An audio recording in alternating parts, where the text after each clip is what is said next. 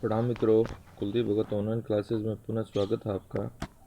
अपन बात कर रहे हैं रीट लेवल सेकंड विषय एसएसटी सामाजिक अध्ययन, और इसमें अपन बात करेंगे प्रधानमंत्री एवं मंत्रिपरिषद के महत्वपूर्ण प्रश्नों के बारे में। पहला प्रश्न है, अध्यक्षात्मक शासन व्यवस्था के अंतर्गत मंत्रिमंडल के सदस्य, तो इसमें आपका है ऑप्शन तीसरा, किसी भी सदन के सदस्य नहीं होते। 2 नंबर में देखिए, संविधान के किस संशोधन द्वारा निम्न सदन के कुल सदस्यों के 15% पर मंत्रियों की संख्या निश्चित कर दी गई है? तो है ये 51वें संशोधन के द्वारा। अब देखिए 3 नंबर का प्रश्न है, 3 मई 2013 में संघीय मंत्रिमंडल द्वारा अनुमोदित राष्ट्रीय साइबर सुरक्षा नीति से संबंधित निम्नलिखित कथनों पर विचार कीजिए। तो आपका है ये है केवल 2 नंबर का ऑप्शन इसमें सही है, और 2 नंबर का ऑप्शन है ये इसमें अपन देख लेते हैं। यह पूरे देश में सुरक्षित अभिकलन वातावरण बनाने का लक्ष्य रखती है, ये सही है इसके अंदर। चौथा नंबर का प्रश्न है, ये देखिए, भारत के संविधान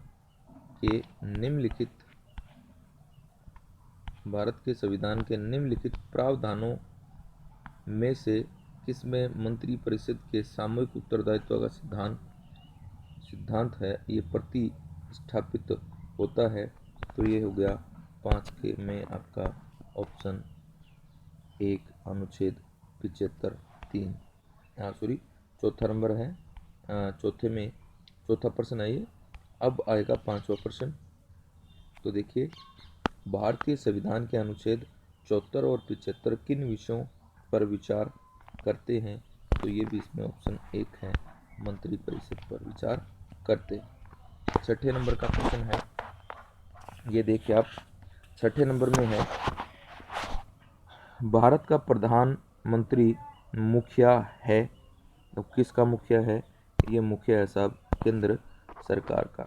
अब 7 नंबर का प्रश्न है, ये देखिए, कैबिनेट में सम्मिलित होते हैं, तो कैबिनेट में अंदर कौन सम्मिलित होते हैं? केवल कैबिनेट मंत्री। 8 नंबर का प्रश्न है, ये देखिए आप, भारतीय राजनीतिक व्यवस्था में कार्यपालिका के अधीन रहकर कार्य करती है, तो 8 नंबर में हो जाएगा आपका विधायिका।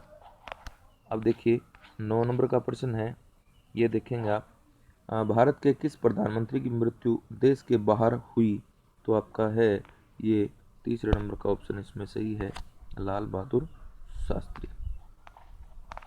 अब 10वां नंबर का प्रश्न देखिए, निम्नलिखित में से कौन भारत के प्रधानमंत्री बनने से पूर्व किसी राज्य के मुख्यमंत्री नहीं रहे थे? तो आपका 10 नंबर में है 1 चंद्रशेखर। अब देखिए 11 नंबर में अपन बात करें, लाभ का पद परिभाषित हुआ है, तो लाभ का पद परिभाषित हुआ है, इसके अंदर हो जाएगा सर्वोच्च न्यायालय द्वारा। 12 नंबर का प्रश्न, निम्नलिखित में से कौन एक से अधिक बार प्रधानमंत्री नियुक्त है? तो 12 नंबर में आप देखेंगे ये है उपयुक्त सभी, तो उपयुक्त सभी में जवाहरलाल नेहरू, इंदिरा गांधी, गुलजारीलाल नंदा और अटल बिहारी वाजपेयी। 13 नंबर का प्रश्न है, ये देखिए, यदि भारत के प्रधानमंत्री संसद के उच्च सदन के सदस्य हैं, तो 13 नंबर में आपका है ये हो जाएगा, वे अविश्वास प्रस्ताव की स्थिति में अपने पक्ष में वोट नहीं दे सकेंगे। अब देखिए 14 नंबर का प्रश्न है, ये देखिए, जो व्यक्ति संसद का सदस्य नहीं है केंद्रीय मंत्री रह सकता है? तो 14 नंबर में आपका हो जाएगा 2-6 माह तक। अब 15 नंबर में देखिए, भारत के प्रधानमंत्री, तो 15 नंबर में आपका 4 है, ये सही है, चयनित होते। 16 नंबर में है, श्रीमती इंदिरा गांधी दूसरी अवधि के लिए प्रधानमंत्री बनी, तो 16 नंबर में आपका है 1 1980 से 84 तक। 17 नंबर का प्रश्न है, संसदीय शासन में वास्तविक कार्यपालिका शक्ति किसके पास होती है?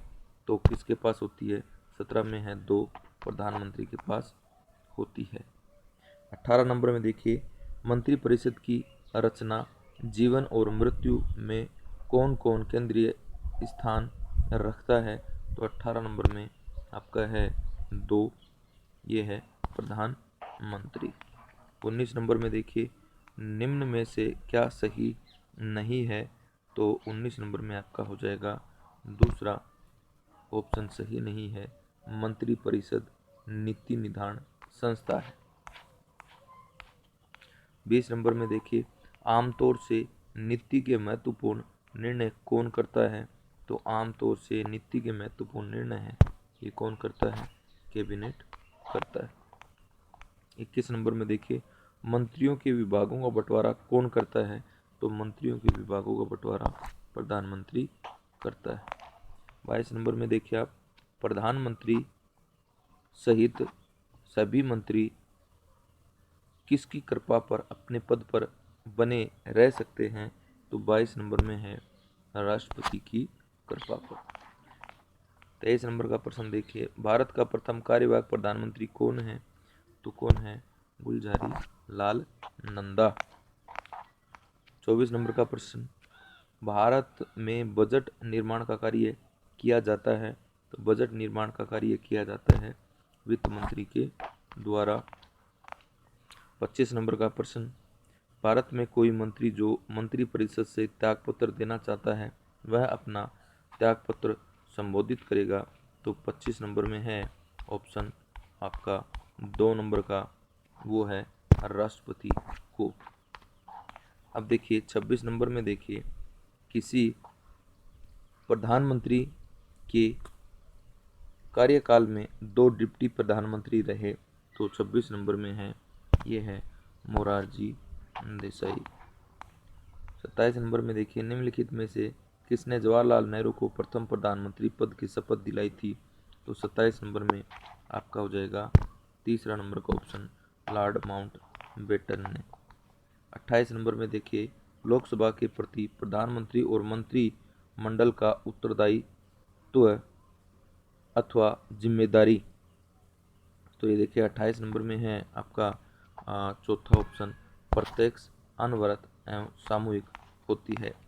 29 नंबर में देखिए आप, निम्न प्रधानमंत्रियों में किसको लोकसभा में विश्वास प्रस्ताव पर औपचारिक पराजय का मुंह देखना पड़ा? तो 29 नंबर में है आपका चौथा, मोरारजी देसाई। अच्छा,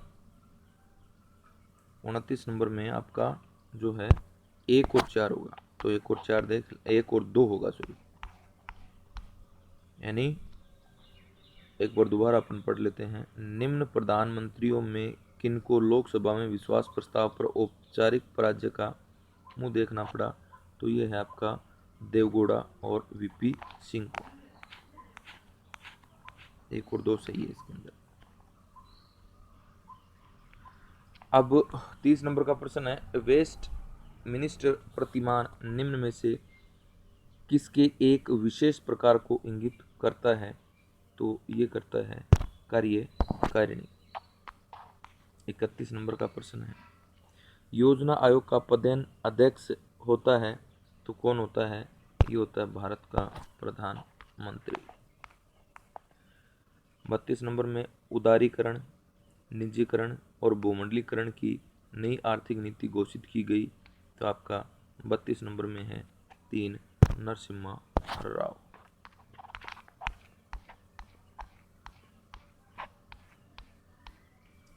33 नंबर में है, भारत की केंद्रीय मंत्रिपरिषद उत्तरदायी है? तो क्या है साहब? ये है लोकसभा के प्रति। 34 नंबर का प्रश्न है, भारत में स्वतंत्रता के पश्चात प्रथम मंत्रिमंडल का कानून मंत्री कौन था? तो कौन था साहब? BR अम्बेडकर। 35 नंबर का प्रश्न है, निम्न व्यक्तियों का भारत का प्रधानमंत्री बनने का सही कालक्रम है, ये क्या है? तो इसमें हो जाएगा आपका 2 नंबर का ऑप्शन ये है 3 4 1 2। तो पहले है लाल बहादुर शास्त्री, मोरारजी देसाई, चौधरी चरण सिंह और वीपी सिंह। तो ये सही कालक्रम है। तो ये प्रमुख जो बातें थी ये प्रधानमंत्री टॉपिक से थी। इसके बाद में अपन अन्य टॉपिक में मिलेंगे। धन्यवाद।